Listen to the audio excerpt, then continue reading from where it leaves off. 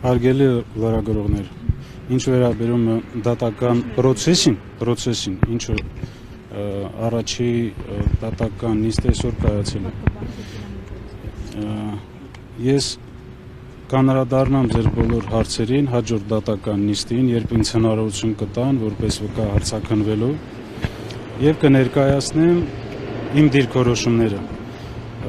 Ես ձեզանից ներողություն եմ խնդրում, բայց այսօր չեմ ուզում այդ հարցերին անդրադառնալ։ Եթե կա ուրիշ հարցեր, նախագահ Արցախի թեմակալ առաջնորդի վերաբերմունքը ձեզ համար սպասել է, թե դա էլ էր հարված թիկունքից նաև ձեզ։ Չեմ ուզում մենք շտապենք տարբեր մեկնաբանություններ անենք այդ process-ի հետ կապված։ Ամենացավալին այն է, որ մենք բոլորս ականատես ենք լինում գործող իշխանության եւ եկեղեցու միջև այդ հակադրությանը, իմ կարծիքով դա չպետք է հայնրանացվել եւ դա պետք է իրականացվել փակ դռների հետևում, պատշաճ կարգով, առանց լայն հասարակությանը ներգրավելու եւ չեմ ուզում մեկնաբանություններ տամ, մենք կսպասենք մինչեւ եւ եկեղեցու մեջ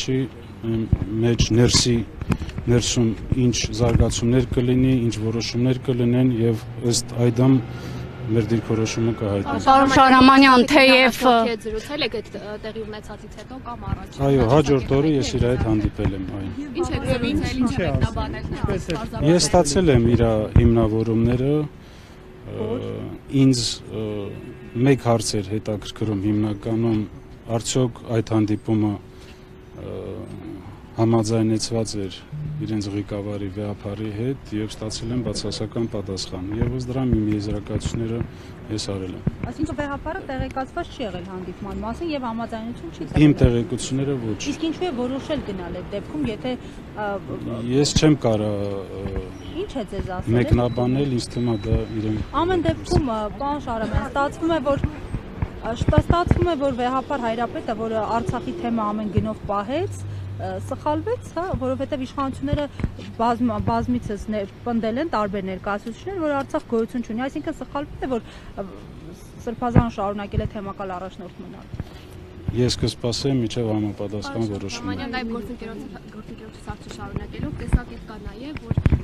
հակաեկեղեցական այդ արշավը սկսեց այնից հետո, երբ որ վեհապարը Հռոմի Պապի հետ հանդիպման ժամանակ արցախցիների վերադարձի հարցը բարձրացրեց։ Այդ դեպքում Արցախի թեմի առաջնորդի ես քայլեցուց եք որակում։ Ես նույն հարցին ստիպված եմ մի քանի անգամ անդրադառնալ։ Վեհապարի դիրքորոշումը Արցախի հետ կապված, Արցախի հետ տեղի ունեցածի հետ կապված, արցախահայության իրավունքների հետ կապված բոլորիս հայտնի է եւ մենք կիսում ենք այդ դիրքորոշումը։ Ես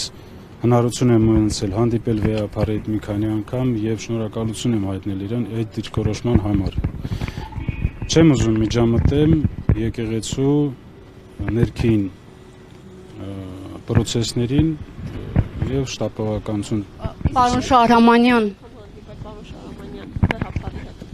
կոնկրետ չեմ կարող ասեմ, բայց բարբերաբար մենք հանդիպում ենք։ թեև չեք ուզում անդրադառնալ դատական այս գործընթացին, բայց Հայաստանի պատմության դասագրքի հեղինակը ավելի վաղ կարծիք էր հայտնել, որ եթե հրամանագիր չեք ստորագրել, ապա հետո ինչու եք նոր հրամանագիր ստորագրել, որով չեղարկում եք Լեռնային Ղարաբաղի եւ պարոն Շահրամանյան,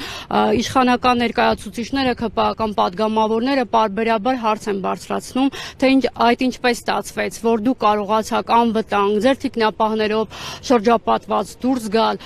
Լեռնային Ղարաբաղից, բայց Արցախի նախկին քաղաքական ղեկավարությունը այդպես էլ չկարողացավ եւ գերեվարվեց։ Ինչ վերաբերում է ձեր հարցի առաջին մասին, ես անդրադարձել եմ եւ չեմ ուզում նորից կրկնել, մենք մի քանի անգամ հնարավորություն ենք ունեցել այդ թվում Արցախի տեղեկատվական շտաբով